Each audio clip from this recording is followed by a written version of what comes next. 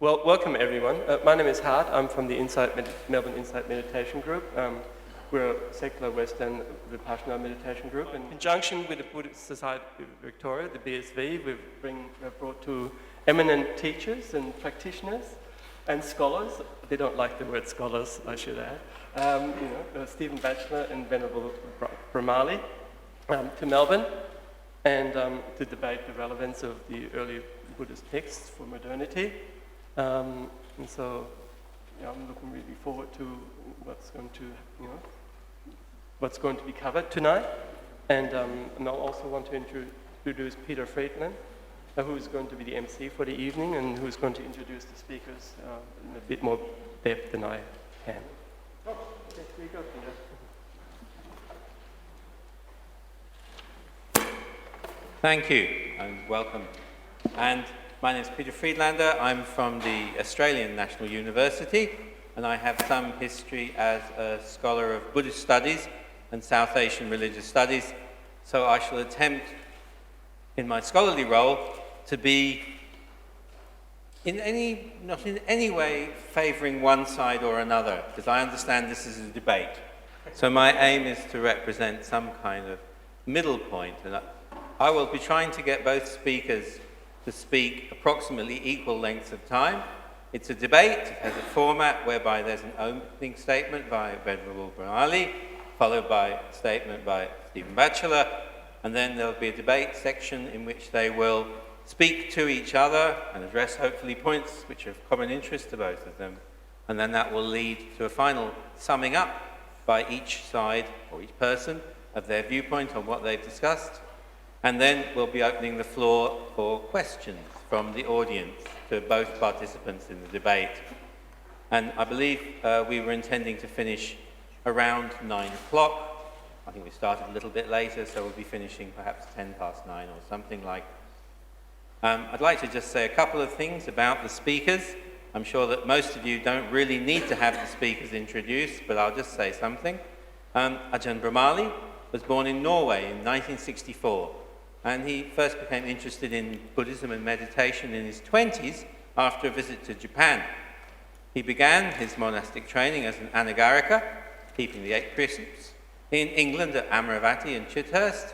And then, after hearing Ajahn Brahm speaking, he came to Australia to train at the Bodhinyaya Monastery. And he's lived there since 1994 and was ordained in 1996. And he teaches the monastic rules and gives Pali classes to the monks and anagarikas. Stephen Batchelor was born in Dundee, Scotland on April the 7th, 1953. It's interesting that both speakers here in Australia, but we're getting to hear voices from really the other side of the world as well, which is rather good. It shows the global nature of Buddhism. And he settled in Dharamsala in about 1972 as quite a young man, and studied Tibetan Buddhism and began to translate Tibetan works, such as that, like Shantideva's work. And he became a novice Buddhist monk in 1974. He began in 1975 to study Buddhist philosophy and carried on, and he became a fully ordained monk in 1979 and worked as a translator for Geshe Thupten Nawang. In 1981, he changed his path and became follower of South Korean Zen tradition, and at Songwang-sa Monastery, I hope I pronounced that approximately correctly, he trained in Zen Buddhism under the guidance of Venerable Kusan Sunim. And he remained in Korea until 1984. He disrobed in 1985 and married, and since that time he then moved to Devon and lived in Sharpham Community and became coordinator of Sharpham Trust. And he was also a Buddhist chaplain and worked as a guiding teacher at Gaia House, which is a meditation centre in the UK. And in August 2000, he moved to Aquitaine, France, with his partner Martine, wife, and they live in a small village near Bordeaux. Now, the other thing which you'll all probably know is that Stephen is the author of many books, such as The Faith to Doubt and Buddhism Without Beliefs. And I think many of you will have heard of that book, first published in 1997. And his recent publication, Confessions of a Buddhist Atheist, is a book that some of you may also be aware of, and a very interesting read it is too. So, I think that's probably enough for me, and I've explained the approximate format. So the idea is now that I will be handing over to Venerable Brahmali, who will be giving a presentation. The idea was that both speakers would speak for about 10 minutes to give their ideas to begin with. And if one speaker speaks more, then I'll give the other speaker more time as well. So thank you very much indeed. Hope you all enjoy this evening's debate.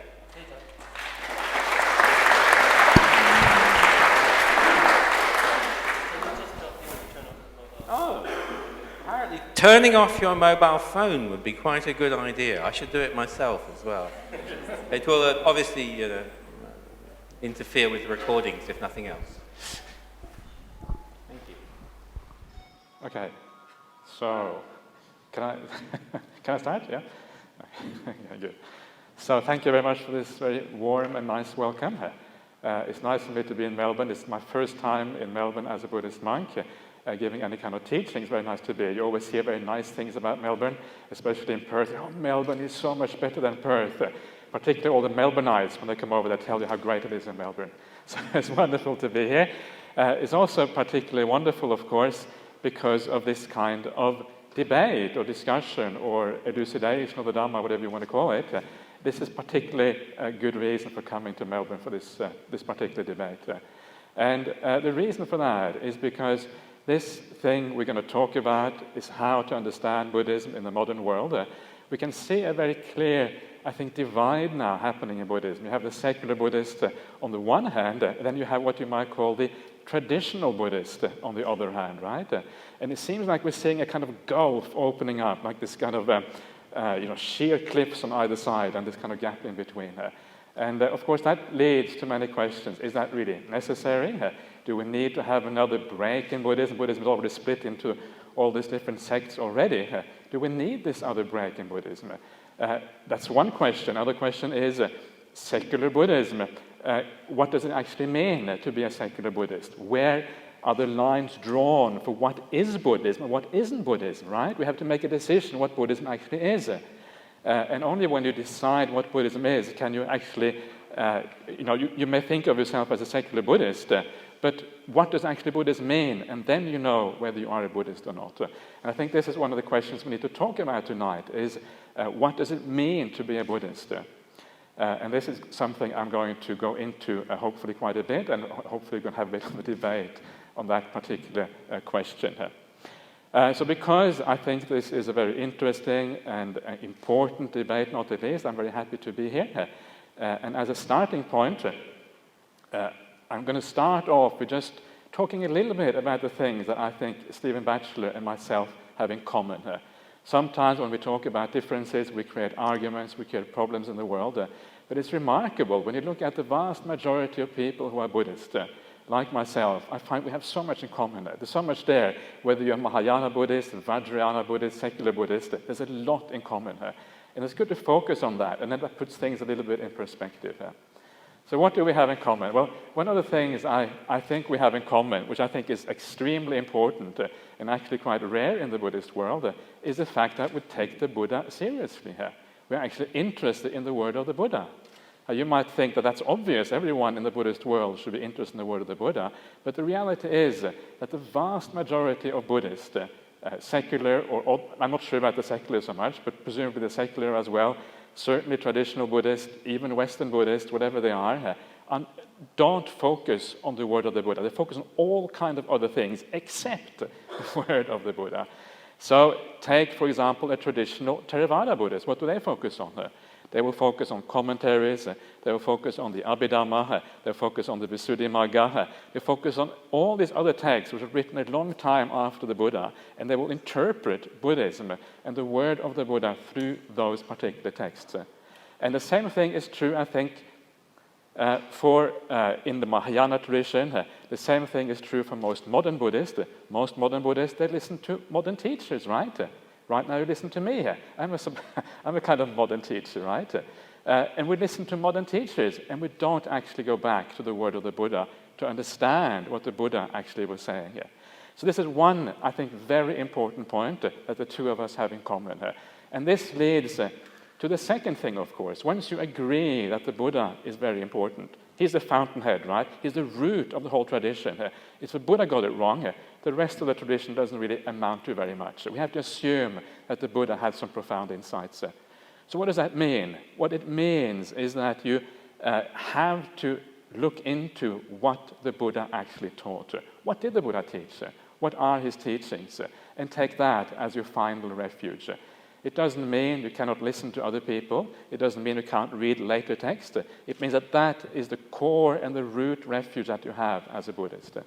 And again, this I think is one thing that we agree on, is that the texts of the Pali Canon, not all of them perhaps, but a large number of the texts of the Pali Canon, as well as texts in other languages which are parallel texts to the ones in the Pali Canon, this is essentially the word of the Buddha. That is where it comes back to. And again, another thing we agree on, right? And that already is kind of narrowing us down to a very small percentage of the Buddhist world. So we're very close together at this point. And the third thing we agree on, which also is very important, is how we approach these ancient texts. We know they're there. We know roughly what the Buddha said, but we also know that there must have been some distortions, right? These texts have been around for 2,500 years. It's very unlikely that they will still be in the pristine condition they were pristine condition, just as they were 2,500 years ago. It's extremely unlikely. And of course, what you need to do some textual criticism. Basically, you need to read the suttas, you need to compare them, you need to do comparative studies, you need to use the modern tools of textual criticism to decide what is likely to be the word of the Buddha and what is not. And again, we even agree on that, right? I mean, we're getting down here to a very kind of select and small group of Buddhists who actually agree on these principles. So what then do we disagree about? And this, of course, is then the next step here. What do we disagree? Why is there then this gulf still between secular and traditional Buddhism? And the reason is that even if you do use a text-critical method and apply that to the suttas, even if you read them with a critical eye, even if you try your very best to figure out what's going on in this particular text, still it is possible to read different things into this text. Still, it's a matter of interpretation sometimes. And this is perhaps one of the things that we're going to have to discuss tonight. How do we interpret the suttas, and how do we get to the point where we can actually get the word of the Buddha out of these things? That is what we all agree on we should actually arrive at. So how many minutes have I left to go, Peter? I've got 5 minutes more. Thank you, okay. Just to be clear, so I don't actually go too far. So now I want to move a little bit over into the areas where we disagree with each other. And I have read a little bit of your books, Stephen, just to know roughly what you talk about and how you teach. And I think the main issue we're talking about in difference between myself being perhaps a traditional Buddhist, I'm not sure if that label applies 100%, but let's call it that, and the secular Buddhist is the idea of rebirth, the fact or the idea that there is another life after the present one, right? This chain of lives, one after the other. This, I think, is the main one. Many of the other things we might disagree with, I think, are results, are consequences of that kind of basic disagreement about the idea of rebirth. Now, I want to make a case tonight that the idea of rebirth is extremely important. It is not something that you can just easily dismiss as a cultural accretion that was taken up by the Buddha because it was part of Indian society. It is not simply something the Buddha took on faith. It is an essential element, an essential aspect of the Buddha's teachings. This is the case I want to make tonight. And there's two things in particular points I want to make. The first one is that when you read the Pali Canon, the idea of rebirth is completely integral to the Buddha's teachings. You cannot take it out. It's impossible to kind of just find some random passages and say, well, it's kind of an added thing. It's not added at all. It's integral, directly in the middle, in the core aspects of the Buddha's teachings. That's how important it is. And for example, if you look at the Four Noble Truths, you see that all the Four Noble Truths actually make reference to rebirth in one way or another. I'm happy to explain why that is later on, but for now, let me just make that statement, that the Four Noble Truths actually all make reference to rebirth. Dependent origination makes reference to rebirth. I know that some people will try to refute that idea, but to me, it is very obvious. This is just my personal opinion, but to me it is very obvious that dependent origination is about rebirth. So the Four Noble Truths, right? You can't get more fundamental in Buddhism than the Four Noble Truths. Dependent origination, often hailed as the kind of the Buddha as one of his main innovations. Again, it's precisely about rebirth. The end of the path in Buddhism, the whole purpose of the Buddhist path, according to the Buddha's teaching, is to end rebirth, right? If you take rebirth out of the equation, Buddhism loses its purpose. There's no purpose anymore. How can you have a teaching without purpose? And that's what happens when you take rebirth out of this. Noble Eightfold Path. Rebirth is an aspect also of the Noble Eightfold Path. All the core teachings of Buddhism are part of this. This is the first point I want to make tonight. The second point I want to make is that it's not just that it is part of the Pali Canon and any other early Buddhist text. It's also the fact that the Buddha elevated the idea of rebirth to something extremely important. And I will give you one example to how important it is according to the Buddha's teachings. The Buddha gives a teaching called the gradual training. You may have heard about that. It's a very beautiful training which I would recommend you all to read, because my purpose here tonight is basically try to get you guys to read the suttas, right? For those of you who do it already, wonderful. If you don't, that's what I would like to see tonight. May you read the suttas and find out for yourself. They're very, very beautiful teachings. That's what I find anyway here. And this gradual training shows you the training you have to do from the very beginning when you become convinced that there is something beautiful to be said in the Dhamma, in the Buddha's teachings. 1 minute to go. And all the way to final awakening here. And at the very end of the final awakening here, the Buddha says the third last thing that you do before you awaken is to remember your past lives. And the Buddha says it's like turning on the light. It's like dispelling darkness. Suddenly you see, you understand what the world is actually like. Wow, this is what it's like, right? It's something extremely profound, turning on the light. And 2 paragraphs later, he says exactly the same thing for awakening itself. It's like turning on the light. So understanding rebirth is on par with awakening itself. It is actually a type of awakening here, because you are seeing the world exactly as it is for the first time. It's something extremely powerful. In another place, in another sutta, with exactly the same kind of gradual training, he says it's like a chick breaking out of a shell, right? You're inside this shell, you don't see anything here, and suddenly you break out and you can see the world, what the world is like for the first time. These, to me, are extremely powerful similes. These are not the kind of similes used by a man who just takes on something from the dominant culture of the time. These are the similes used by somebody who has a message to bring to the world, that this is extremely important and very valuable, and we all need to take this teaching seriously. It's not so much about believing in it. Believing is a Christian idea. We need to take it seriously here. That is the message. Thank you.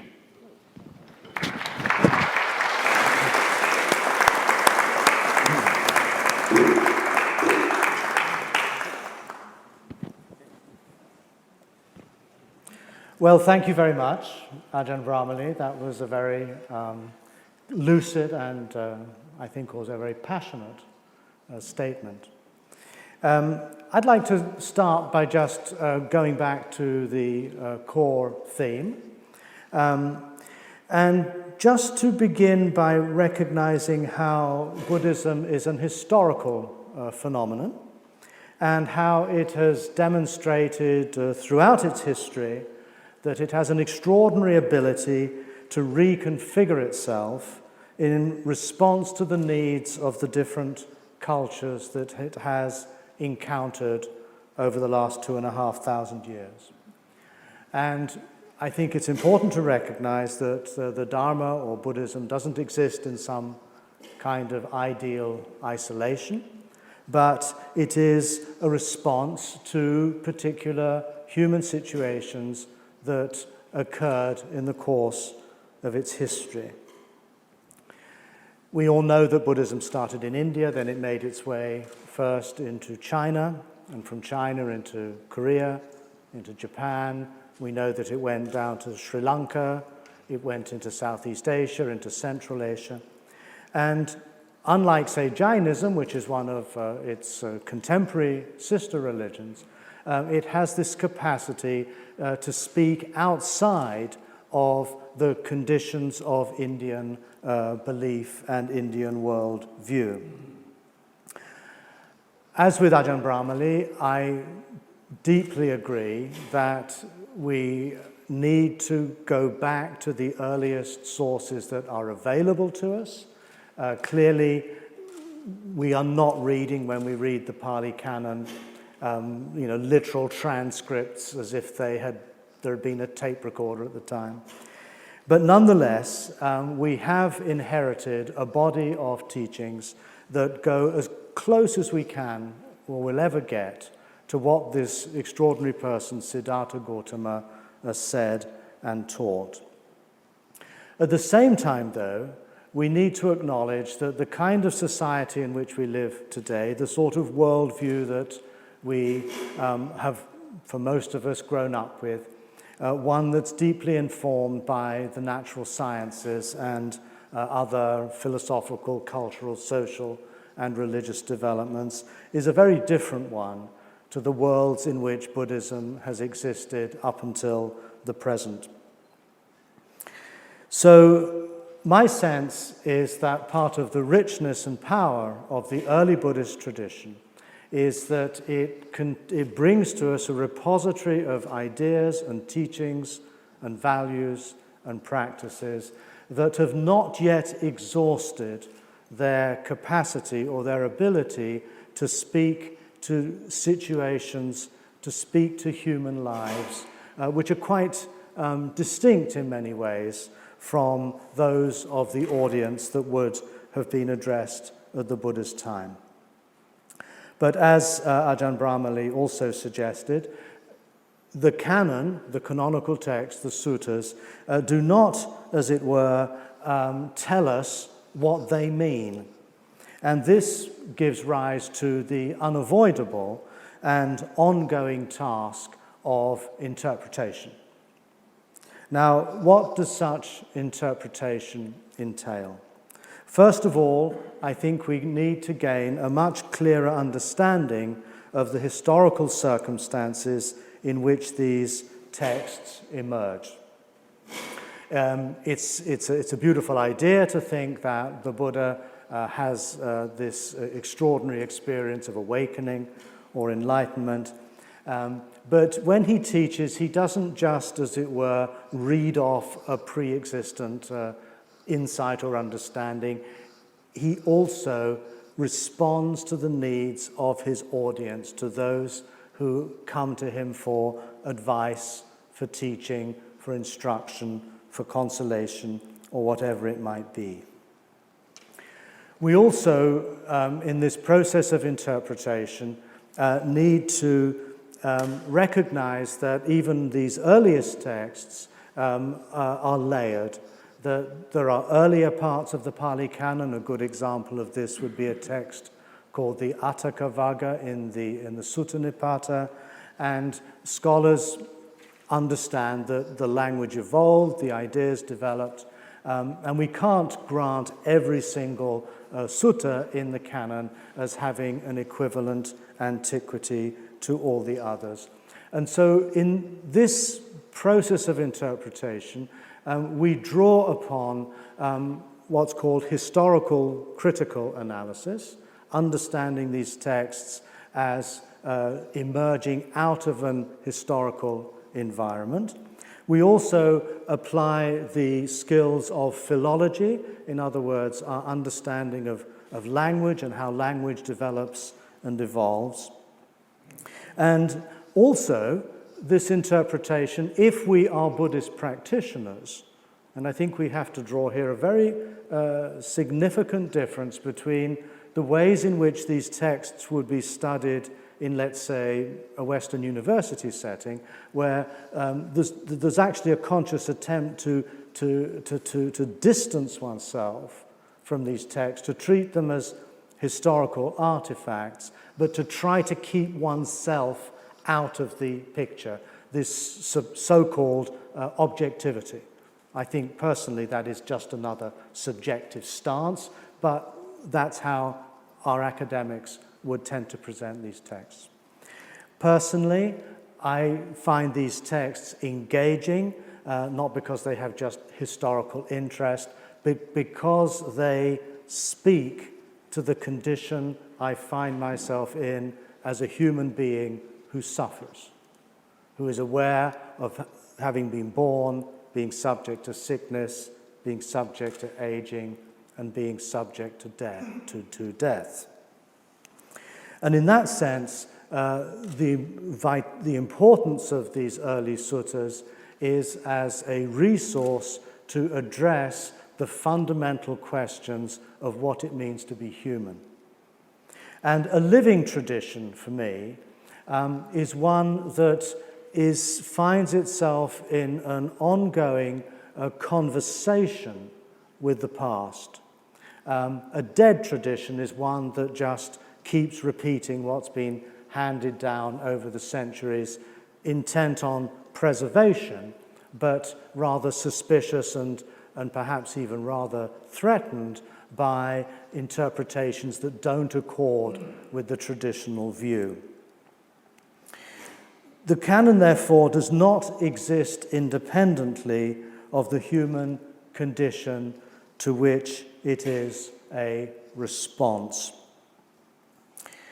So, as a practicing Buddhist, I'm concerned to enter into a dialogue with these texts as a person of my seculum.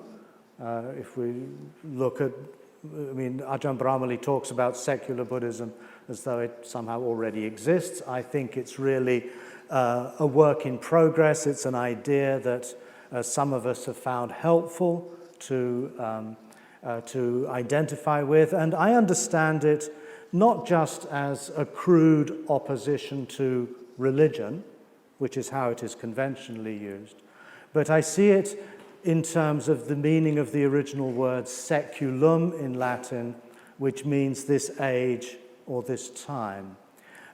It's as though, in a way, we live today on planet secular. And just as Tibetan Buddhists have evolved a form of Buddhism that responds to those who live in Tibet, if we can talk meaningfully about secular Buddhism, it's a form of Buddhism that speaks to the conditions of those of us who live on planet secular. The meaning of secular, I don't think we'll have time to go into extraordinary detail, but broadly speaking, that's the case. Personally, I do not see a contradiction between the words religious and secular. And I would actually argue for the emergence of a secular religion. Religion, for me, doesn't have to do with adopting certain religious beliefs, and I agree with Ajahn Brahmali that this whole emphasis on belief is very much a feature of the Christian world. But nonetheless, religion is still a meaningful word. And I've been influenced by certain Christian theologians, and I found a very helpful way to think about religion is to do with what it is about which we are ultimately concerned. As Ajahn Brahmali said, to take these teachings seriously. And seriously means as a means to address what primarily and fundamentally matters to us as human persons. So a secular Buddhism is not an abandoning of religion in that deeper sense, and it is also very much an acknowledgement of how we are indebted to the different institutions and bodies of teaching and text that have brought these teachings to us today. As a teacher and a writer, however, I'm equally concerned to find a language and an approach to the Dhamma that speaks to the kind of condition we find ourselves in today. And this is a natural lead-in, I think, to the point that the Venerable Monk has spoken of, namely, how do we come to terms with this central idea, and I don't dispute at all that the Pali Canon is shot through with notions of rebirth that the whole idea of nirvana is the ending of rebirth and so forth and so on. But I'm not going to go into this now because this will constitute what follows. But I think many people in the West today are, as it were, unable to embrace the Buddha's Dharma because they cannot bring themselves to make sense of what that idea means in the kind of world we inhabit in our time. Thank you very much.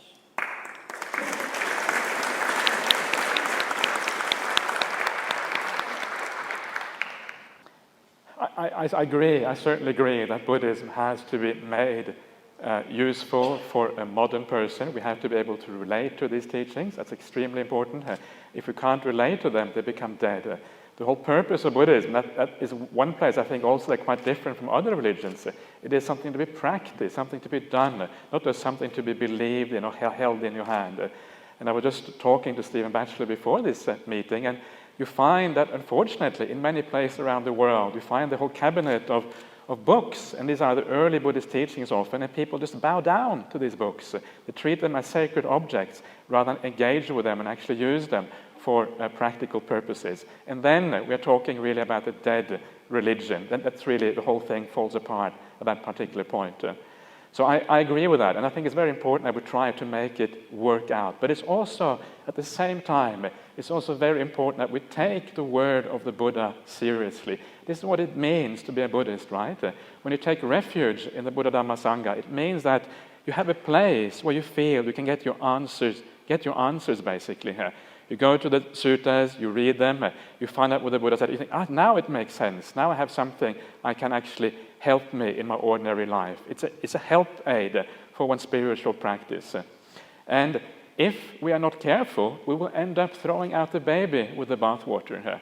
There is, as far as I'm concerned, a beautiful baby here, a jewel, right? Something very profound and very beautiful going on. There's the Buddha who promises the end of suffering. Now that is, to me, something very beautiful and very powerful when somebody promises the end of suffering. It's something very hard to relate to for ordinary people, but the very fact that somebody says there is such a thing as the end of suffering is something very beautiful and very powerful. And when you read that, you want to take that seriously, because precisely because the rest of the teachings speak to you in a very beautiful and direct way, you have an obligation to take those aspects seriously as well. So we need to be careful not to throw out these very important babies with the stuff which is not so important. And this is one of the problems. Stephen Batchelor was just saying about our modern sensibilities often don't allow us to deal with a question such as rebirth. Is that, I think I'm... Okay. It seems too far-fetched for us, too unacceptable, too unscientific, or whatever. But this is where we have to be very careful, right? Because here we have two different points of view. We have modernity, and then we have ancient Buddhism. Now, it's easy to think that in modernity we've got everything right. We understand the world as it actually is. We have a much better understanding than they had 2,500 years ago. And of course, in many areas of life, that's true. In many areas of life, we do have a greater understanding. We have greater understanding in cosmology, in the sciences, certainly in technology. It's a completely different world than it was 2,500 years ago at the time of the Buddha. But it's equally true and equally plausible that there were things that were understood at that time that we do not understand today. And one of those things could very well be the insight had by a religious teacher through deep meditation practice. Because these kind of things do not depend on the kind of progress we have made in our present world. It's a different type of progress, a different type of understanding here. And that is why we need to be very careful. And when you do feel that perhaps the idea of rebirth goes against the idea as a modern science, that is a very important challenge as far as I'm concerned. I'm a person who believes in science. If, as a Buddhist, you feel you are a searcher for truth, then you have to accept truth wherever it comes, right? You can't say, I refuse to listen to science, I only listen to the Buddha. That is not a search for truth. That is missing the whole point. So if science does challenge you, you have to take it extremely seriously. But we need to ask ourselves, does science actually challenge ideas such as rebirth? And the answer is very ambiguous and not clear at all. One of the first things I'm sure many of you will know straight away about the scientific understanding of the mind, it is very poor at present. There's very little understanding of what the mind actually is from a scientific point of view. In fact, it goes so far that sometimes science denies the mind altogether, right? Subjective experience, like put in one box, we don't understand this, put it to one side, we just keep watching the physical world.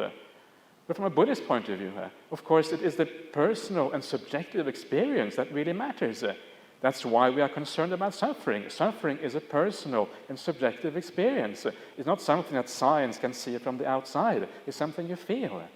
So there are two completely different worldviews here, and we need to understand the limitations of science. Science hasn't grappled with these things yet, and as long as science hasn't grappled with it, it means that there's a lot of possibilities that are open within this field that could change the kind of the viewpoints of the establishment, if you like, as it is at present. So please keep these things in mind. Okay, let me take, first of all, this criticism that I frequently am subject to, namely that I am throwing the proverbial baby out with the bathwater. And in particular, I'll address now this business of rebirth. I agree. I think it would be a great mistake to simply reject this teaching because it doesn't maybe seem to accord with certain scientific views. But I think a bigger problem is that we sometimes forget, what role does rebirth and the law of karma play as a function of an ancient society. I agree with Ajahn Brahmali that it's not entirely useful to think of it just as a belief that you adopt or don't. And I don't actually think that the Buddha reflected about and then adopted these views simply because they were part of his worldview. I think he inhabited a world in which that view was so self-evident, was so natural, that it simply was taken as part of the mental landscape of that time. And it wasn't even an exclusively Indian idea. Rebirth and something equivalent, I think, to the law of karma will also be found in Pythagoras. You'll find it in the dialogues which represent Socrates, particularly the Phaedrus when he dies. And to me, the important question here is not, is this true or false? Because then, in a sense, we're back into the whole realm of belief. And I personally feel that this emphasis on truth is very problematic. I'm not sure that the Buddha was a realist in that he felt that what he said corresponded to the nature of some reality or some state of affairs out there in the world. If we put this into modern philosophical language, I think the Buddha was more of a pragmatist. He was concerned with what we can actually do to make a qualitative difference in the nature of our lives. And from a pragmatic point of view, I sense that the rebirth view was one that enabled people in that time to locate their brief lives within a far grander vision and scheme of how the universe worked. And by rejecting rebirth, the danger is that we reject that larger, grander view of the world of which we are a part. And it's not just about, in a sense, giving us a degree of humility, giving us a degree of wonder and awe at the vastness of the cosmos of which we are but, in a way, just a tiny flicker. But also, it's the way in which we understand how we are related to a distant past and how we are responsible for a future that will continue after our deaths. So in this sense, rebirth and karma serve that crucial function of locating our existence within a grander scheme of life itself. But I feel that the modern scientific worldview is not just one that gives us a certain body of dry, factual information. It actually provides us with another way of seeing our existence within that grander, and I would even call it sublime, vision.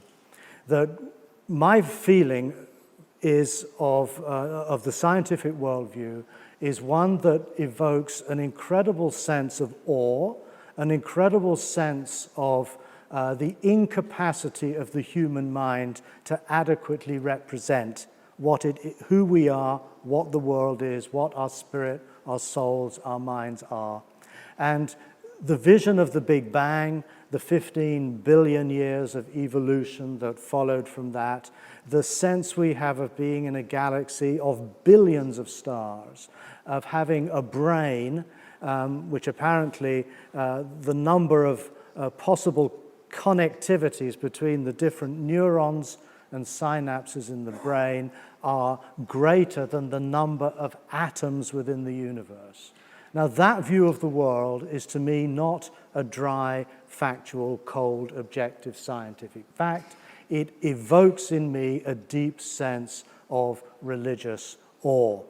And likewise, in not perhaps being able to accept the idea of rebirth, this doesn't mean that we thereby somehow reject the fact that what we are now is the product of an extraordinarily complex sequence of past causal conditions, and also that ethically and morally, how we live our lives in this moment, from our thoughts, our words, our actions with others, how that will have consequences that will play themselves out long after we are dead. So although I find it extremely difficult to understand the mechanics of rebirth, that doesn't mean that I feel I've abandoned a sense of deep ethical awareness of the future and a sense of deep belonging and being the consequence of actions that have emerged in the past. And to me, this is a way of rereading the idea of dependent origination that I don't think we need to exclusively identify with the 12 links of dependent origination, which I agree certainly imply rebirth. It would be silly to say otherwise. I don't go for trying to reinterpret that symbolically. I think the 12 links clearly specify a view of the world in which rebirth is an integral part. So I find it helpful to ask, okay, the Buddha took on board that language. It was simply part of the worldview of his time. But what role did that serve in terms of how people living in those societies understood their role as a sentient creature, a fragile, impermanent, sentient creature with an indebtedness to the past and a profound responsibility for the future?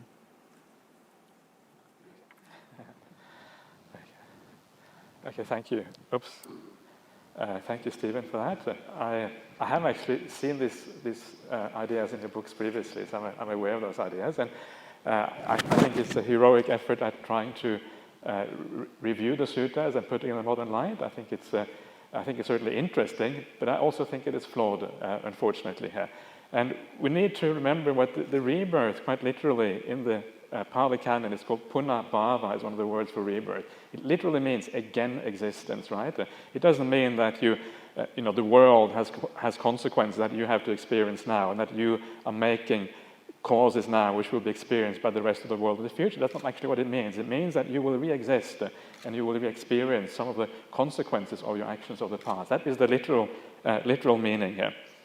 Again, for me, when I go back to the suttas, that is what I see in those suttas. And I want to talk about one point there that you were bringing up before, and that was the idea that the Buddha kind of grew up in a certain culture and imbibed this idea of rebirth and karma as part of that culture. And I think no doubt there is some truth to that. No doubt the most powerful, the hegemonic, if you like, culture of the time was the Brahmanical culture. And the Brahmanical culture did have ideas of rebirth already established. That is very clear from works by many scholars. But at the same time, the India of the time was an India which was very rich, had a very rich spiritual heritage. There were all kind of teachers running around teaching all kind of doctrines. And one of the doctrines that existed already at the time of the Buddha, which is talked about directly in the Pali Canon, is the idea of materialism. In other words, the idea that when you die, that's it, everything is finished. It already existed, right? So the Buddha would have known about this. These were the contemporary teachers at the time of the Buddha who said that when you die, that's it, everything is finished. So the Buddha would have been aware of these things. Now, if you think about the fact the Buddha was aware that these ideas are around, when you read the Pali Canon, the Buddha is not this kind of person who would just take things on belief if there are alternatives.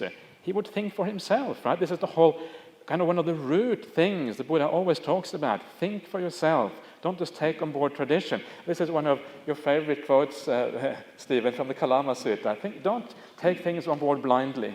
And the Buddha would have been exactly the same, right? If there was a tradition around at the time which rejected rebirth, the Buddha would certainly have considered that tradition already.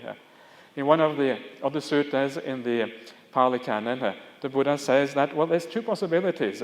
Either there is rebirth or there is no rebirth, right? And then based on that idea that either one of those must be true, we are assuming either one is true here, regardless of that, whether one is true or the other is true, regardless, it is good to live a moral life. So he is actually throwing it out. He's basically talking to an audience who does not have rock-solid faith in rebirth. He's talking to an audience where there might be some people who are already disputing the idea of rebirth. And then he's saying, regardless of that, still you do the right thing if you practice and live the moral life. So again, it shows you that the Buddha, it is not something that he imbibed from the very beginning. This is something that he had thought about. It was an open question, at least to some degree. I agree that the majority of you, no doubt, accepted rebirth, but to some degree, it was already an open question at that time. I think I agree with you. I think it's very likely that he took on, I don't really want to say took on, because he spoke that language because I feel it best served his vision of what a human life could be. I don't dispute that he understood, or maybe even had, as you referred to the Beya Bhairava Sutra. Stephen, I think we better switch to Peter's mic.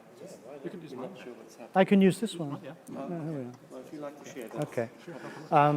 But I don't think we're going to get terribly far in trying to sort of settle it on that particular point, which is a valid one. I don't dispute that. But there's a passage here I have from the Samyutta Nikaya.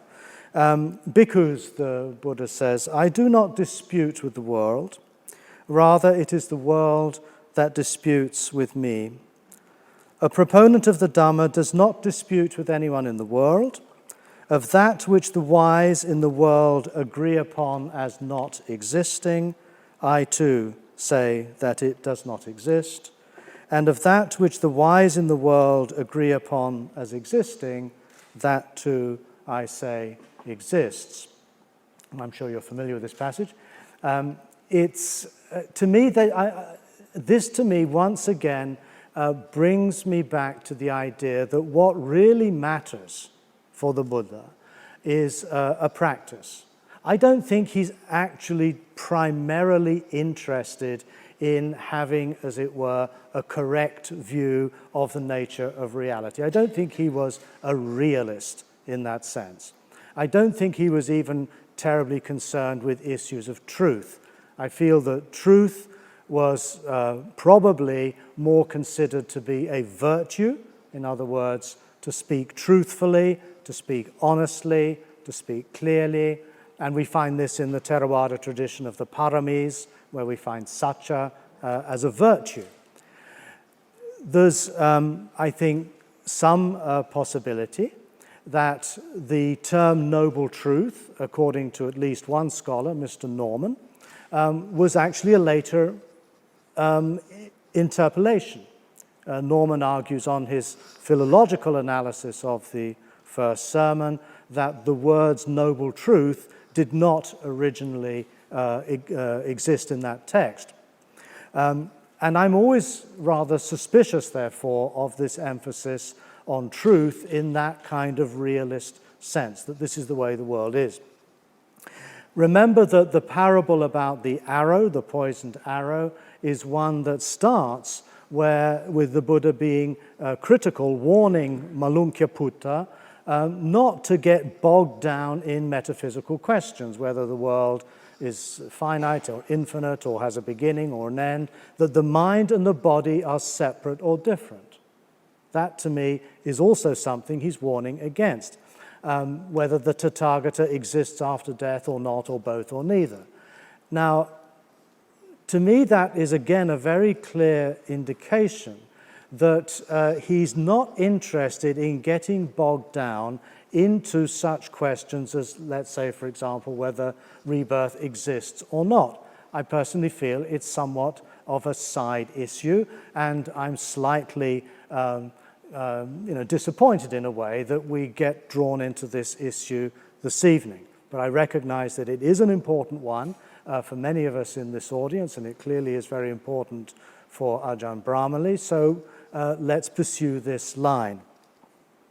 But when he talks of the end of suffering, for example, when he defines the end of suffering, he doesn't define it as the ending of birth, sickness, aging, and death, at least in the first discourse, but he understands it as the ending of tanha, the ending of craving, the ending of reactivity. To me, that is far more important in terms of how I can live a life in this world in a way that I'm not determined in my thoughts, in my words, in my acts, by greed, by hatred, by delusion, but I can live in a way that's no longer conditioned by those powers of reactivity. We can understand this from a neurobiological point of view as understanding craving to be essentially a deeply embedded survival mechanism that has proven to be enormously successful in bringing human beings to the point where they are now. And I feel that the Buddha was extraordinarily prescient in understanding that the power or the force of such drives is so overwhelming is, from a modern point of view, precisely because that was the driving force of evolution itself. The Buddha's teaching, I think, is relevant to us today, to get back to our original topic, because it allows us to find a way of being, of living as a human being, in which we're no longer the puppets or the victims of such neurobiological reactivity. And the freedom that he speaks of is not a freedom from suffering. Suffering is something that will be part of our existence as long as we're embodied in this body, but a freedom from reactivity, a freedom from grasping, from hatred, from fear. These are the sources of the suffering of our world.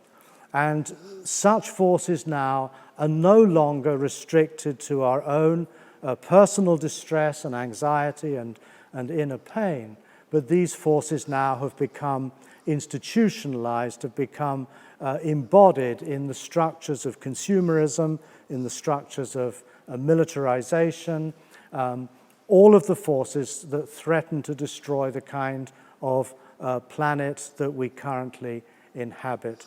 So to me, the whole business of reincarnation does not actually address what I feel is the core of our sense of what suffering entails in this world today, and his analysis of reactivity, of craving and grasping, is not a metaphysical theory of how suffering came about, but pragmatically, reactivity and craving are what inhibit or prevent us from letting go of those patterns of behavior in a way that we can then enter the stream of the Eightfold Path in such a way that both individually and communally we can optimally flourish.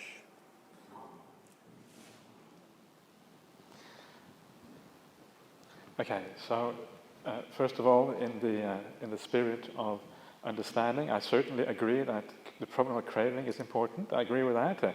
And I think this is very much what the Buddhist path is about. It's about the gradual overcoming of craving. It's the path of purification, right, where you gradually purify yourself. And one of the most important things, of course, that we do purify ourselves from is craving. So certainly it is very, very important. But that does not mean that the idea of rebirth is not important. These are two quite separate issues. You may agree that craving is important to overcome, and also that rebirth is important. And I want to, when Stephen Batchelor, he says that it is just a metaphysical theory, the idea of rebirth. Well, that is not how the Buddha presents it. The Buddha presents it as an experience. An experience is not a metaphysical theory. Metaphysical theory is some kind of airy-fairy idea in your head which may or may not have any grounding in reality, but he experienced this, right? So if you experience the color red and you go to other people and you say, oh, I experienced red, and you come to somebody who's colorblind, who's never experienced red, they can't just tell you that it's a metaphysical theory, right? Because you have that experience for yourself. And from a Buddhist point of view, this is not metaphysics. This is an insight that somebody had 2,500 years ago. That's quite a different thing here. But let us talk instead about the importance of rebirth, why it actually matters. Because I am always concerned about when we say that it is a metaphysical theory, or whether it's true or false, it doesn't matter for our society. I think that is vastly wrong, and it's not actually correct. I think it is extremely important. And this is precisely what I was trying to get at during my introduction. The Buddha says it's like breaking out of the shell, right? Suddenly you see the world, you understand what's going on. And you have to understand what is going on. You have to see things in the right way to be able to react in a rational way according to that reality. It's a bit like if you want to invest on the stock market, right? And you think that one stock is going to go up, but you're completely deluded. You got completely the wrong information. And you invest all your money there, you're going to lose your money because you are acting based on wrong information. But if you have inside information, right, which of course is illegal, and then you invest on that basis, then maybe you can make heaps of money. Of course, yeah. So the point there is that the view matters. Your actions depend on your views. And it's exactly the same thing with Buddhism. If you have an idea of rebirth, you understand that the mind you have in this life is a mind that you're going to have to take with you into the future. Now, how are you going to treat your mind? Are you going to purify it? Are you going to make it more beautiful? Are you going to try to have more metta, compassion, peace, tranquility, understanding, morality in your mind? Or are you going to defile your mind by being stupid in this life? And the more idea you have that this is something you're going to have to take with you into the future, the more basis you have for practicing in the right way in this life. It is very obvious when you think about it. This mind is going to go into the future. I don't want to defile this mind. I don't want to have a dark and depressed mind. I want to have something beautiful, light, and something which is wonderful to live with, so I can bring that with me into the future as well. That is the first thing, why the idea of rebirth actually is tremendously important. The second reason, of course, and this is where we come to the more profound aspects of what Buddhism is about, that once you see rebirth, and of course, this is one of the points the Buddha is making when he's talking about the three knowledges. Once you see rebirth, that is when awakening becomes possible for the Buddha. So in other words, you see rebirth, and you see how terrible it is, right? Going around and around, doing the same thing in life after life, making the same mistakes again and again, having to grow up, having to argue with your parents. Then you become a parent. Now you have to argue with your kids, right? To see the reverse side of the coin. And having to go to university, every time it seems so important. But if you've been to university a million times, it doesn't seem so important anymore, right? Your career, wow, I got to make this career, I got to make heaps of money or whatever. If you've done this a million times before, it becomes kind of ridiculous after a while. I don't want to do this anymore. So there's something very, very powerful going on when you understand the idea of rebirth. And of course, having a sense of confidence that there is rebirth, having a sense of, I don't want to use the word faith because I think it's inaccurate in Buddhism, let's use confidence, That's only the beginning here. But then seeing it for yourself, that is a real powerful breakthrough. It's like, oh, wow, this is what it really means. And then it has a tremendous effect on your life. And this is, to me, why it doesn't matter. It's not just a metaphysical thing. It actually has direct effect on how we think and how we live our lives in the present. I can appreciate that. I can understand that. And I know many of my Buddhist friends, not only in the West, but particularly in Asia, for them that does have effectively that consequence in how they live. But the difficulty, I think, for many people today is that we're making a claim when, okay, let's say the Buddha does experience rebirth and that his past lives and so on. But at the same time, we find ourselves having to recognize that we're making an empirical truth claim. We're claiming that the human organism, as we have come to understand it, through evolution, through neuroscience, and so forth and so on, that there is an element, an absolutely central element to the human being that is capable of surviving physical death. Now, this is a claim that I personally find very difficult to understand.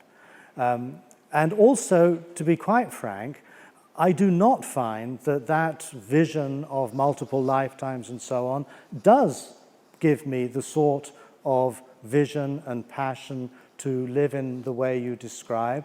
I find it simply leaves me rather cold.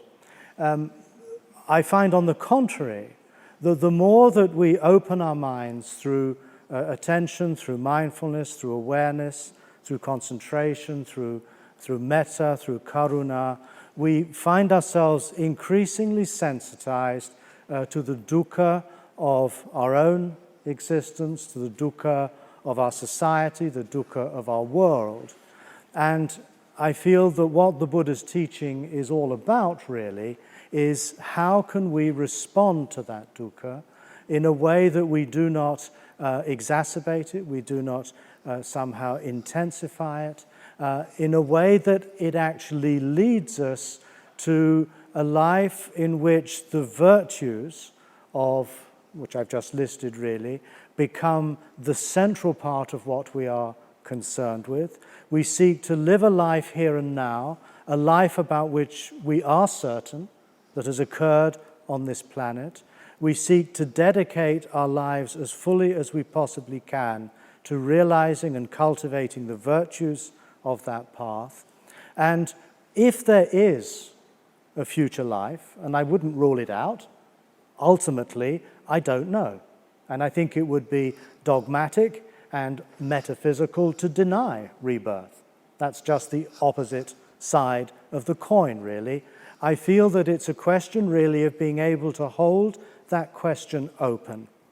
If one were to live this life according to the precepts of the Four Noble Tasks, as I prefer to call them, rather than truths, to live a life that is committed to the values of the Buddha and the Dhamma and the Sangha, then if there were to be a life that follows this, I could not think of a better way to prepare for it. I don't need to have a view or a vision or a belief or whatever we call it that such a thing is necessarily the case, but I do need to try to live this life to the full within the framework of the Buddhist values and practices that, as a Buddhist, I am deeply committed to. And if there is no rebirth, which I consider also a possibility, then I will have lived the fullest and most hopefully compassionate and wise life that I can have done. So that kind of view to me puts us in a win-win situation. And again, I think if you go back to the Kalama Sutta, you alluded to it earlier on, Bhante, there is this passage where the Buddha himself says, if there is no life after death, if there is no law of karma, then to practice his teaching of basically it boils down to ridding oneself of greed, hatred, delusion, cultivating loving kindness, compassion, and so on, that is the way to lead a full human life. And personally, I find that quite adequate. I find that enough, and I don't really see any need to labor the issue of what it is that occurs after death, what will continue after death. Again, it's easy to say, when you die, I want to die with a pure mind that I will take into a future life. Frankly, I don't know what that means.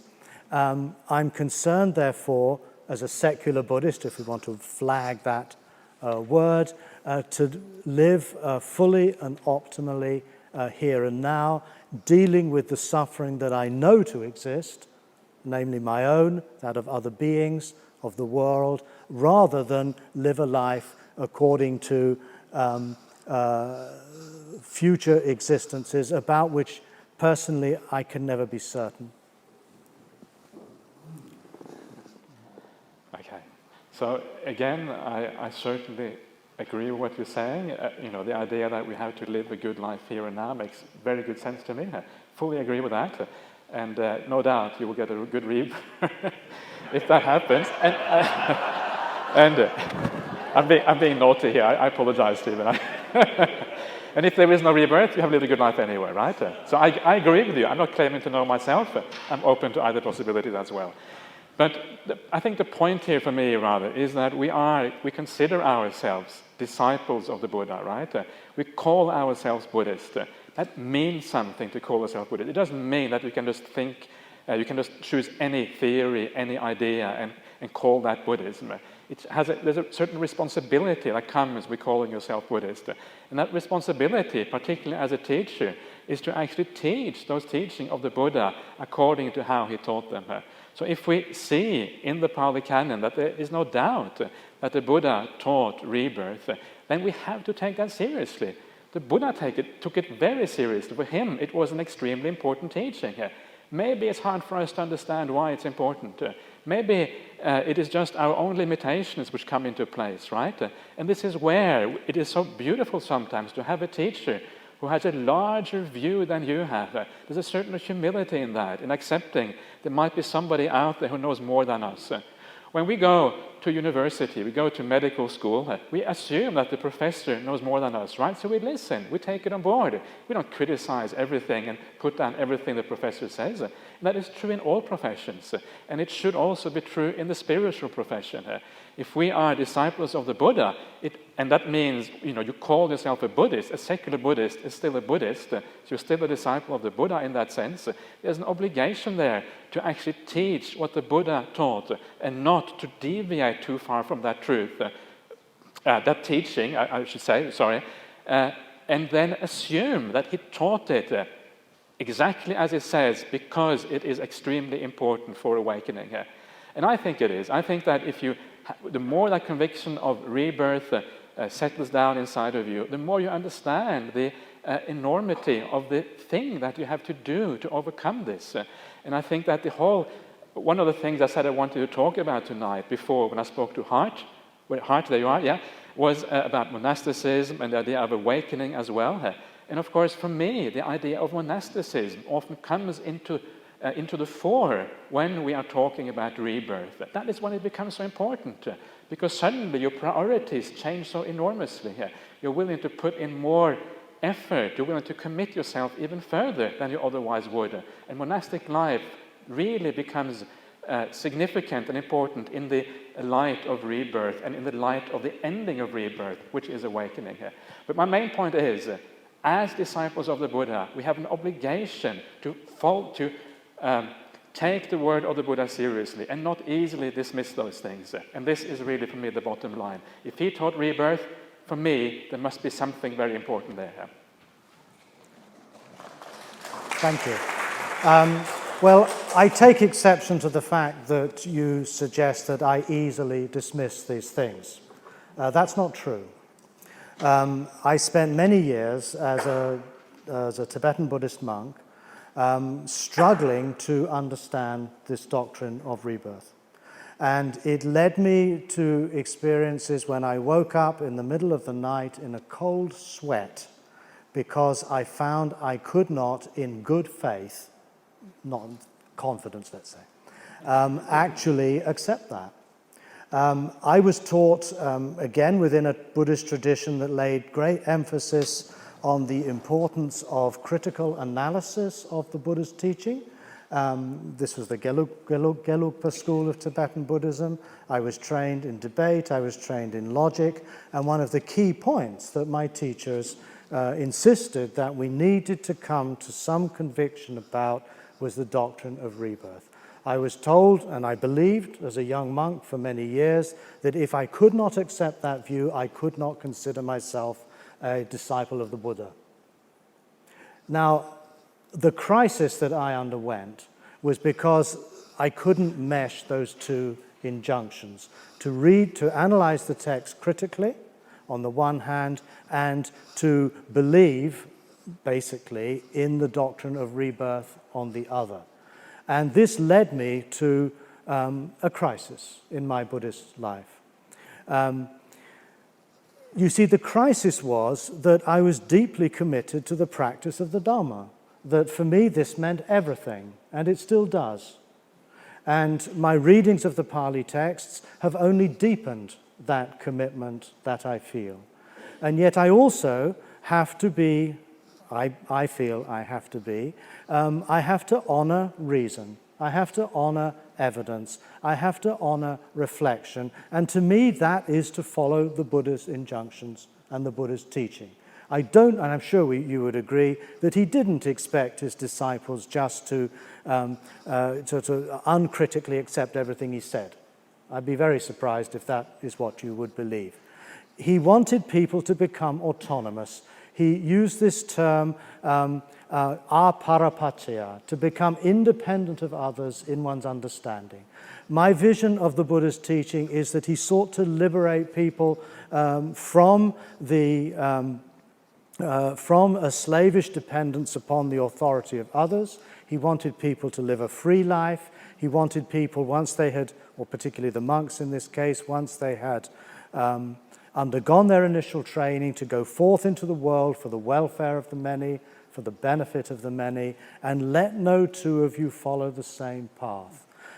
My sense of the Sangha is not of a group of people who all believe to the same thing, but rather a community that is committed to a broad core set of values that they seek to realize in the context of the world in which we live today.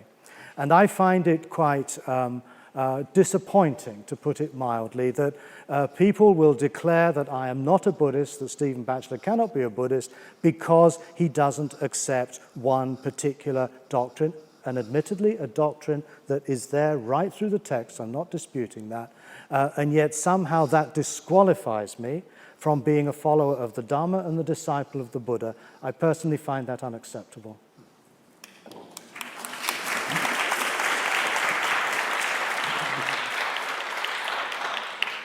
Well, first of all, allow me to apologize for having dismissed you out of hand like that. That was not my intention. It's just, this is what comes out sometimes. So I apologize for that. And I did actually read about your soul searching regarding rebirth in one of your books. So I knew that already, to some extent.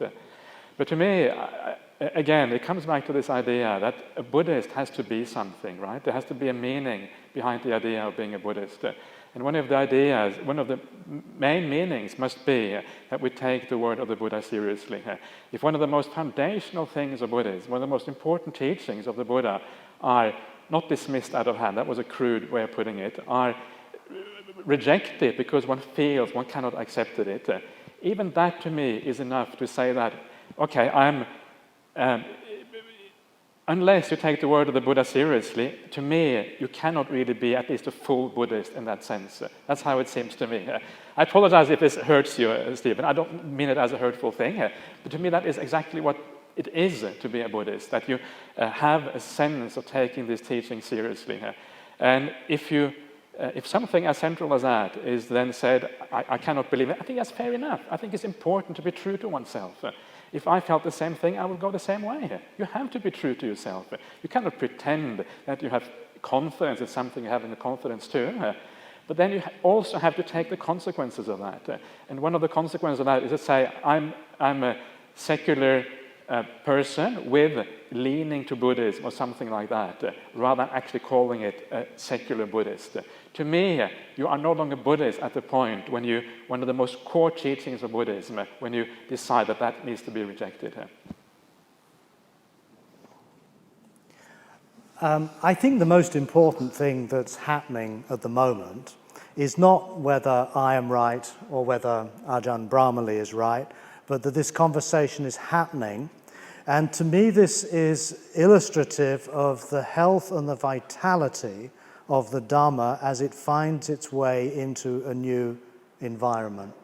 And without these kinds of discussions, even if we in the end up disagreeing totally, I still feel that this is an illustration, an example of the Dhamma finding its way by fits and starts, comfortably and uncomfortably, with disputes and with debates and so on, into an environment, that of modernity, that it is yet to find its role.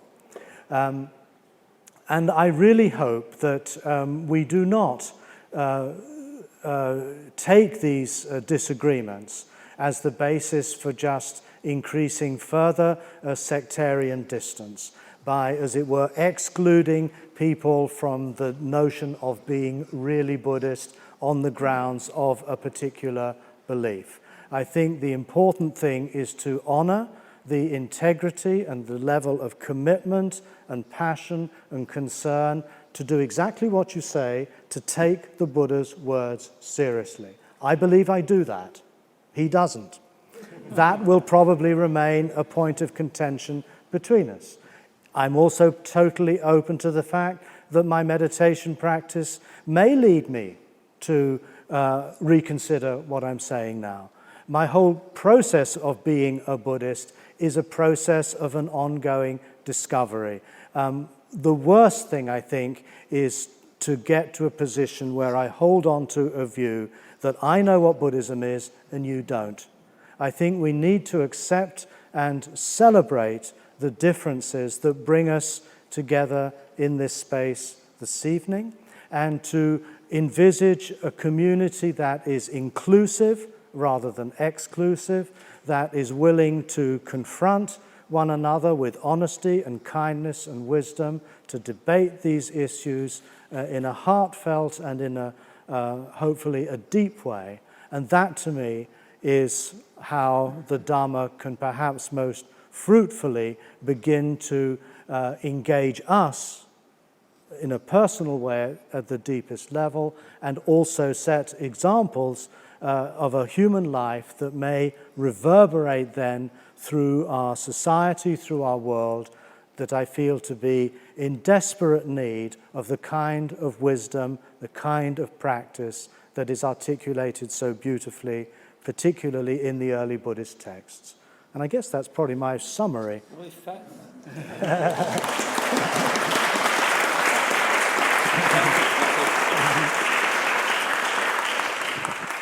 What I want to do is very simply just to reiterate the points that I see as important here, the things that I think are the essence of the issue. And the essence of the issue for me is basically that the Buddha no doubt taught rebirth. You see this again and again in the sutras. And I think many of the differences that I've had with people who call them secular Buddhists are rooted actually in this one issue.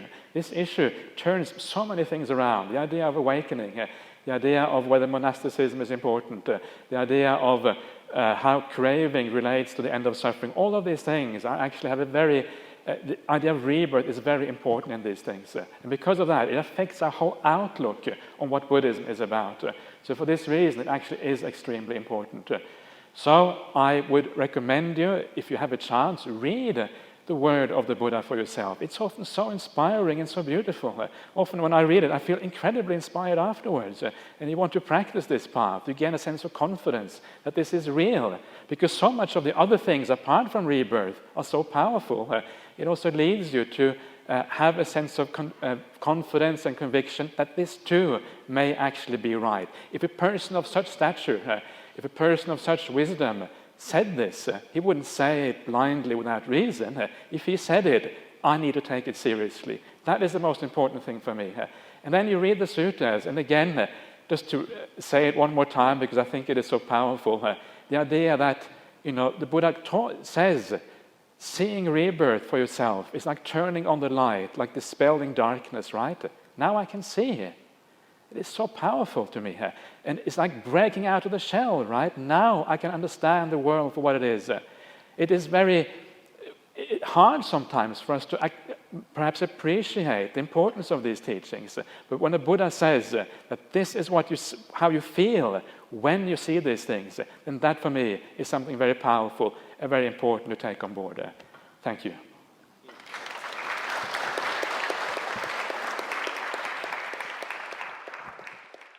My question is to Ajahn Brahmali. In your talk, you made mention of the fact that a belief in rebirth would affect someone who went to university as thinking that, yes, they've been here millions and millions of times, and also a person who was in the corporate world or in a job would be thinking the same thing. I thought there was some implication in that there was some sense of purposelessness about that.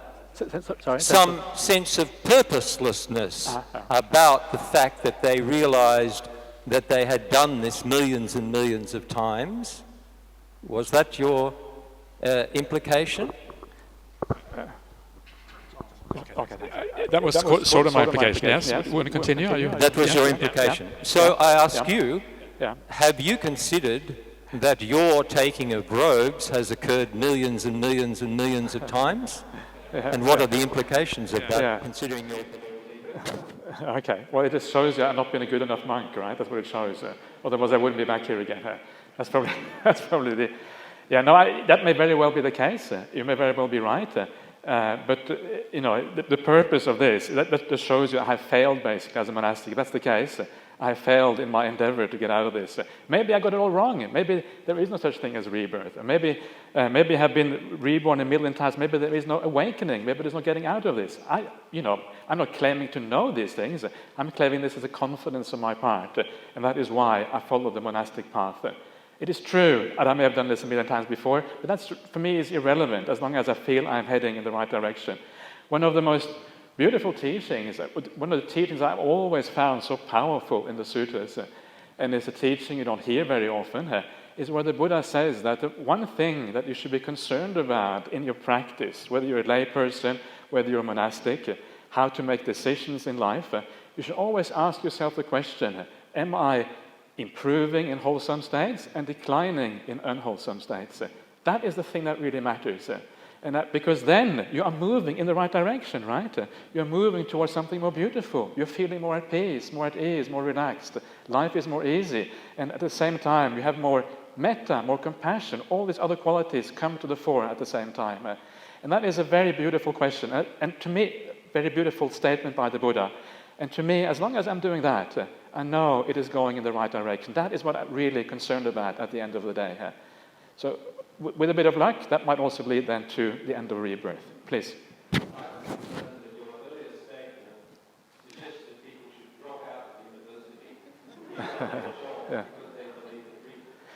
Nobody should drop out of university. What they should do, my point is just that this is a reflection given by the Buddha. See how that reflection affects you, right?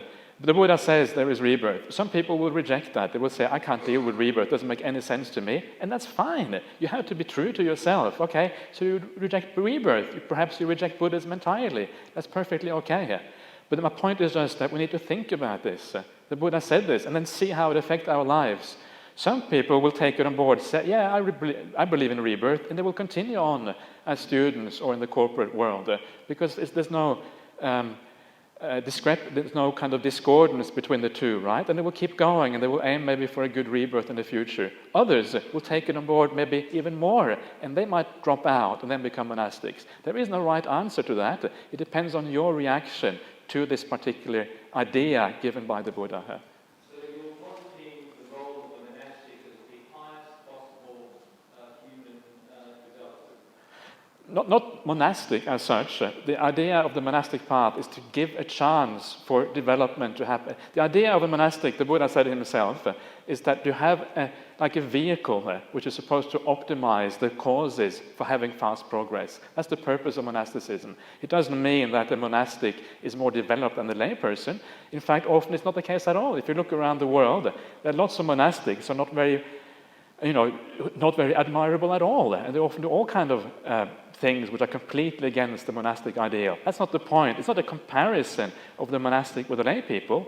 I meet lots of lay people in my life who are saintly, who are wonderful people. And I know that they are better than 99.9% of monastics. And that's not the point. The point is that monasticism, when it is well lived, gives you, and this is according to the Buddha, according to the early sutras anyway, gives you the optimal way of moving in the right direction here. Regarding karma and rebirth, one of the more compelling sort of arguments for karma and rebirth, in my opinion, is the idea that it gives a sense of where things come from. And it also gives a sense of balance in that after there are consequences to actions. We are very familiar with people who do bad things and nothing happens and whatever, and good people who do nothing but good things and bad things happen. And the idea of karma and rebirth creates a very long-term balance. So it's a very compelling system in terms of understanding causality. Well, certainly people over the history of Buddhism have no doubt found that to be the case. But I wouldn't argue that it is the only way in which we can achieve such a sense of balance. If you think, for example, in terms of Christianity, let's take an example. A Buddhist couple, give birth to a child who is severely ill, there's Down syndrome or something. The framework of karma and rebirth gives them a context within which to understand that, to not be freaked out by it, to not be depressed by it, to see that this is the playing out of past actions, and the injunction very much is to then respond compassionately to this situation in order that in the future this bad karma, whatever, will be resolved. And so karma and rebirth, again, socially function as providing a deep sense of meaning and purpose within the world. Let's imagine you're a Christian couple. Same situation. They too will appeal to another set of another worldview in which they will say, we don't understand this, but it must be the will of God. That we have to accept this, we have to live with it as part of God's will, and we will seek this to be the focus for our living according to the teachings of Jesus. We will see Jesus in our child.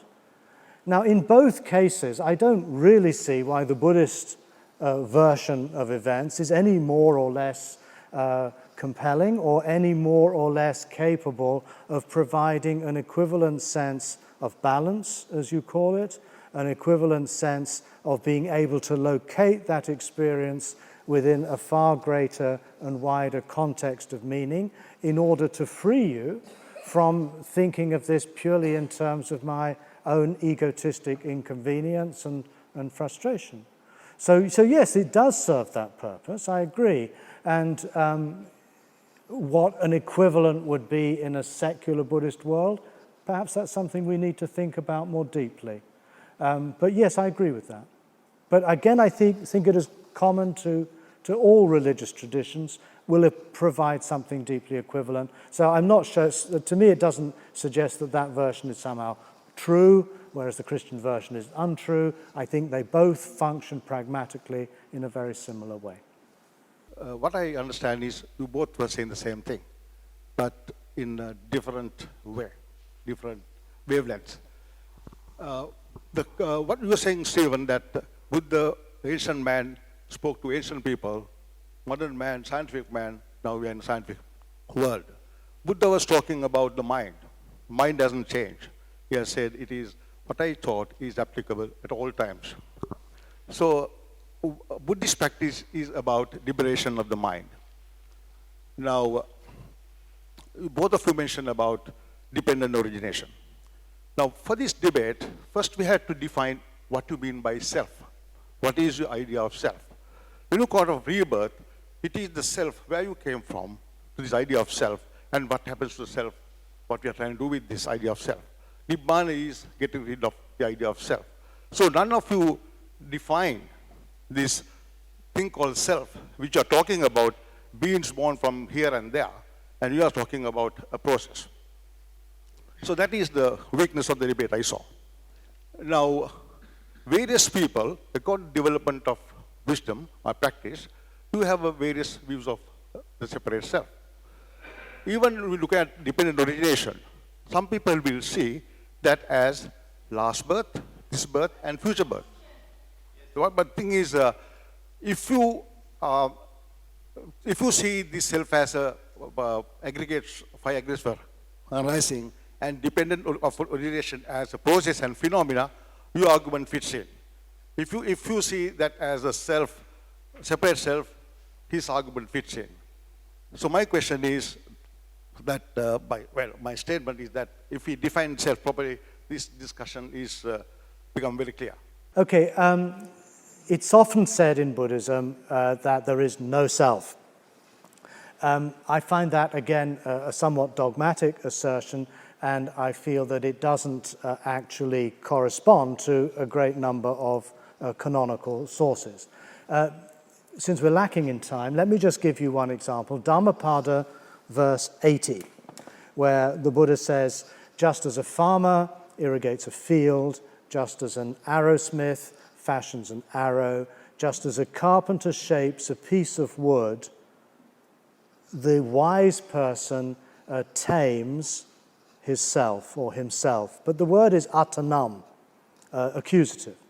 The self is compared to a field that can be irrigated, the parts of an arrow that can be put together and then directed on a target, and a rough piece of wood that can be shaped and fashioned. I don't think that this is a denial of self at all, but it's an understanding that the self is a process, that, in other words, who we are is a process that can be transformed and changed and can evolve from something rough, something unirrigated, something arid, something dry, something disorganized and fragmented that can be put together. And that, for me, is really what this idea of anatta is about. It's about a processual, what we might nowadays call a narrative conception of self, which is not about either affirming the self as being real, nor is it about rejecting the self as being unreal.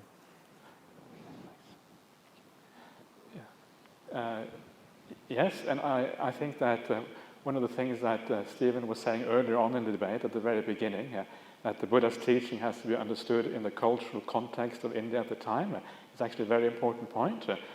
The Buddha was obviously limited in the language he used. He had to react to ideas that existed in India at the time, etc., etc. And I think a number of scholars have shown fairly conclusively that a number of the statements made by the Buddha are a direct reaction to the Brahmanical views of the world at the time. So when the Buddha said that, he didn't actually say that in that way, but when the Buddha, what the Buddha was reacting to was a Brahmanical view of the self. And the Brahmanical view of the self was a kind of Satchit Ananda view, Satchit existing mind bliss, the eternal mind which kind of goes on forever and ever. That was the kind of reaction that he had against. So that is, when there is a negation of self, that is actually what it means, it seems, in the sutras. Ajahn Brahmali, in your opening statement, you asserted that there was a connection between the concept of rebirth and each of the Four Noble Truths, but you, I think, did not explain that in your following sort of statements. Would you please do that, Sure. and then perhaps give Stephen an opportunity to respond to that? Yeah. Okay. So the most obvious cases where rebirth is mentioned in the Four Noble Truths is obviously the Second Noble Truth, right? Second Noble Truth says the the tanha, which is pornobhavika, which literally means which has to do with re-arising, re-becoming in the future. It's directly in the second noble truth. If you go to the fourth noble truth, the path, it is part of the first one, which is right view. Right view is defined in different ways, but it is, seems to always to have an aspect of rebirth, seems to be an aspect of that right view at the beginning. First noble truth, suffering. Remember, at birth, jati is said to be suffering, right? So what does jati mean in the first noble truth? It must mean rebirth, because we're supposed to overcome suffering here. The only birth you can overcome is rebirth in the future. You cannot overcome birth in this life. So in the first noble truth, it also must refer to rebirth. In the third noble truth, it says it is the particular craving in the second noble truth that has to be overcome. The craving in the second noble truth has already been defined as a craving which leads to rebirth. So it is implied there as well directly. So that is how I see rebirth being throughout the Four Noble Truths. Well, funnily enough, I agree with that.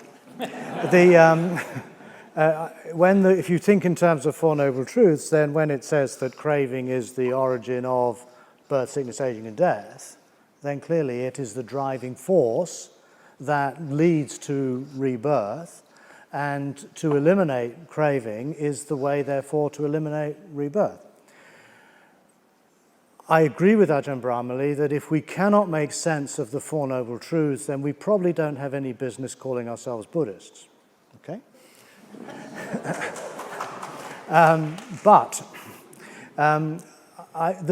What I find interesting is that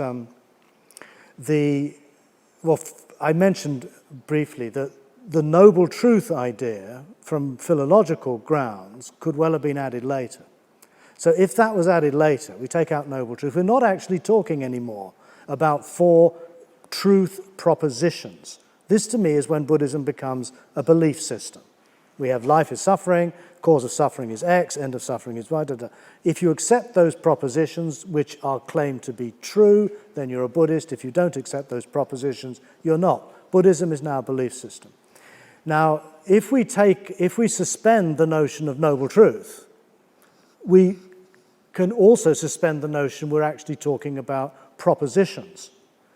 The latter part of the first discourse, I find actually the bit that people often don't know about.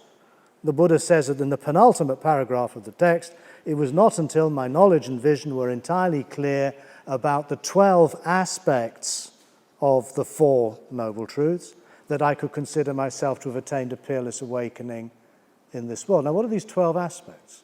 This is a teaching that's barely developed in the Buddhist tradition. I think there's lots of ideas like this that were germs that never really bore fruit. But the 12 aspects, briefly, refer to the previous passage in the text, which says that dukkha is to be fully known, tanha, craving, is to be let go of, nibbana, or the stopping of craving, is to be directly experienced, and the path is to be brought into being, is to be cultivated, is to be developed. And the recognition, the performance, and the accomplishment of those tasks is what the Buddha then takes to be constitutive of why he calls himself awake. Now, this is not about truth at all here. It's about having completed a task. It's a practice. It's a pragmatic instruction. So I actually suspend the notion of the Four Noble Truths as truths and think of them in terms of tasks. I've written about this elsewhere, but that is, in a sense, what my thinking and my study have led me to, that we're not talking about truths at all, we're talking about injunctions to act in a certain way that culminate in a way of life. Is it possible that there's a consistency between the two of you in what you're saying, in that we consider dependent origination as the constant, all of the actions of my life will rebound and resonate in future lives being narrative selves, shall we say.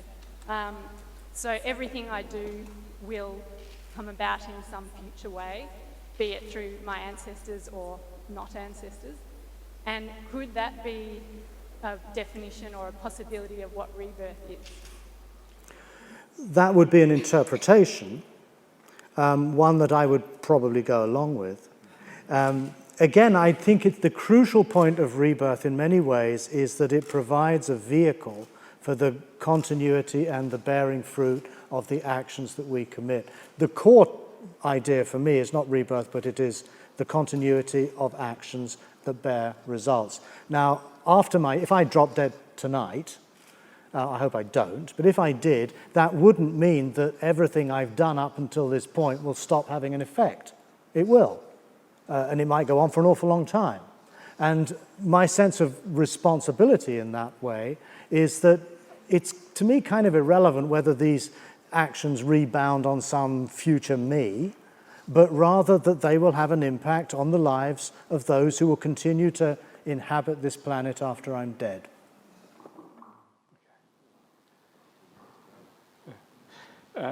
I certainly agree with what you say. Obviously, it is the case that such a thing happens. You know, we are actually affecting other people. Other people in the past have affected us. There's a continuum there.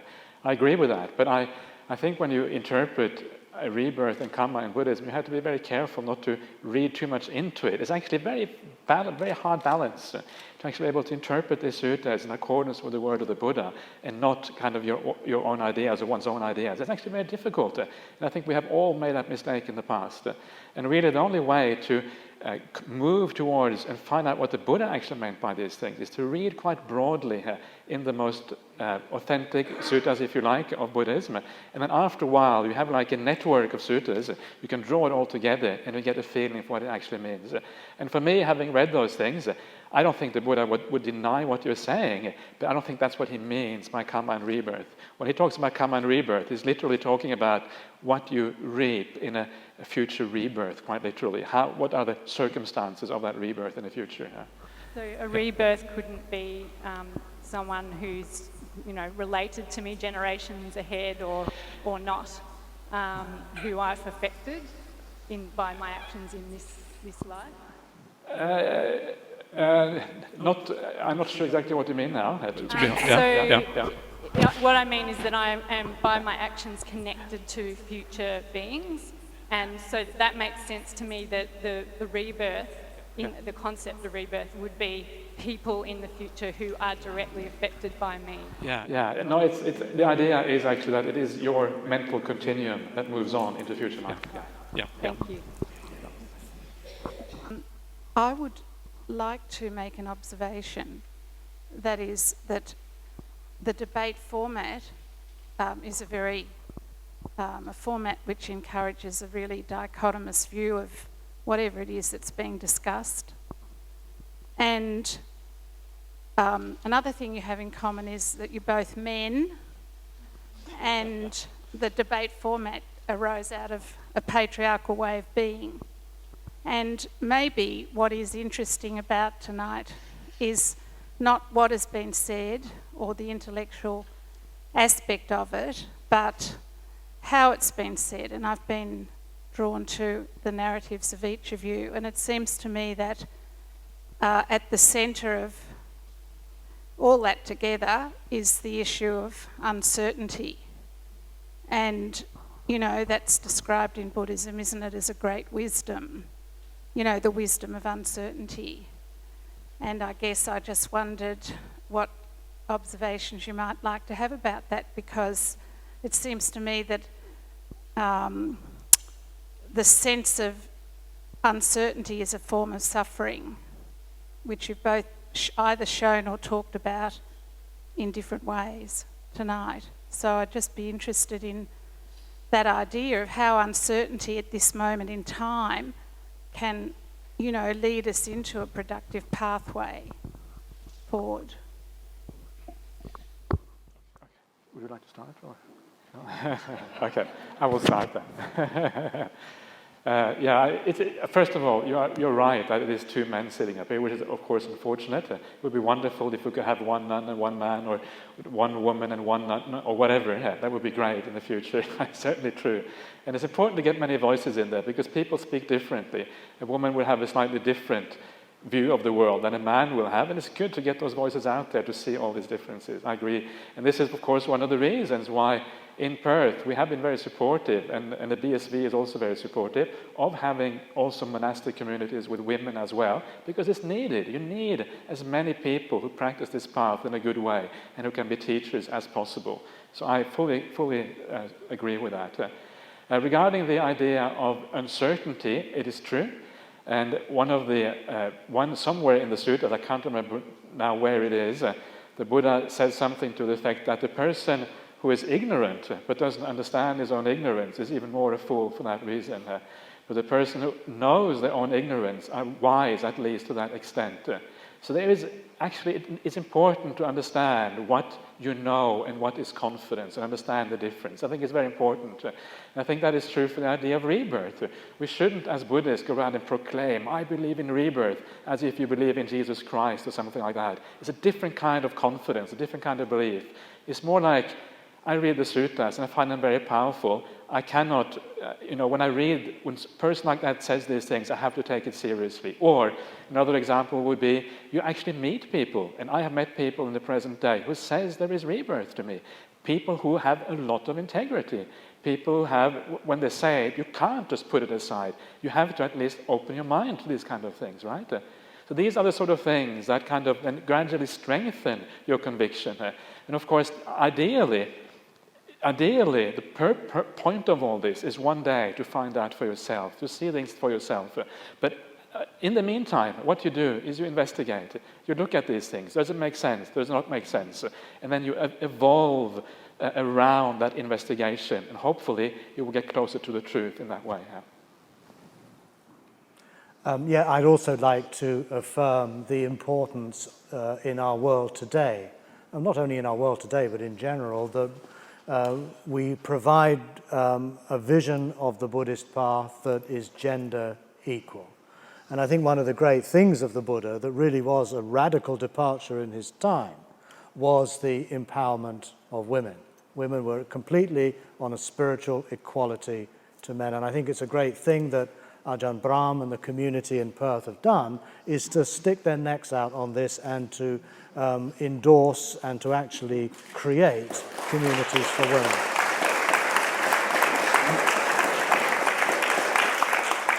But as for uncertainty, I also feel that this is a profoundly important practice. This is perhaps less evident in the sutras themselves, but after I had but when I left my Tibetan training, I went and trained in South Korea in a monastery, Songwangsa, where I met Venerable Jigwang Sunim, who is here tonight, a nun. And the practice there was to learn how to rest in a state of perplexity, a state which is focused in that tradition around the idea of great doubt, of what is this, was the question we asked. And that was the only meditation we did for 3 months in the summer, 3 months in the winter. We sit on a cushion, stare at a wall, and ask, what is this? That was the most powerful practice I think I probably ever did as a monk.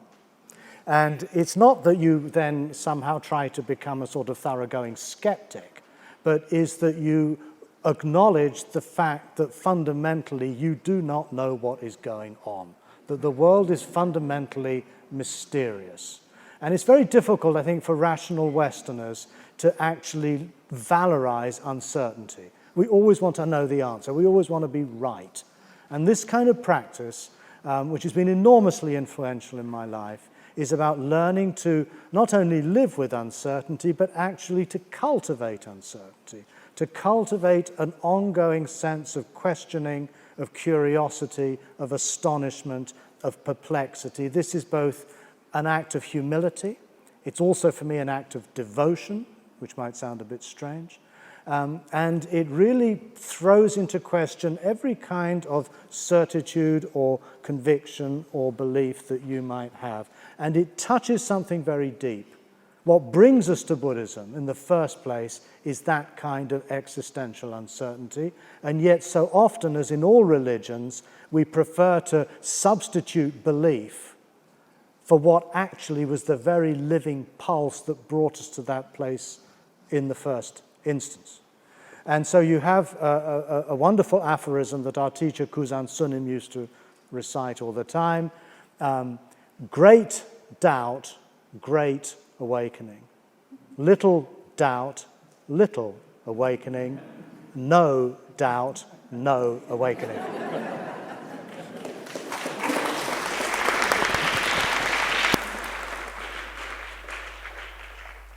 And with that, I'm afraid to say the inexorable march of time has rolled over these speakers because we are running out of time. I've, like I'm sure all of you, been profoundly moved by the words spoken this evening. I have been inspired by Ajahn Brahmali to invest in the future, which I thought was a very interesting comment. And I also would like to take part in this win-win situation, which Stephen spoke of at one moment. And I'd also like to just comment that it is really a precious time when people can exist in the world and hear about Buddhism. And it's a precious time when they can hear about Buddhism and its dialogue with other traditions. And so that's what we're really being in the presence of here, which is two people, both of whom want to seriously consider Buddhist texts, and both of whom have devoted their lives to the serious investigation of how Buddhism can be understood in the modern world, having this wonderful debate. And it's certainly inspiring, I think, and it leaves you, I hope, with an enthusiasm to explore through practice, through reading Buddhist texts, and through reading studies of Buddhist texts and studies of Buddhist practice, the kinds of materials and resources which both of these people would be drawing upon within your own life would be the best thing in many ways, wouldn't it? If we were to leave this room and continue this investigation which we hear being spoken of today.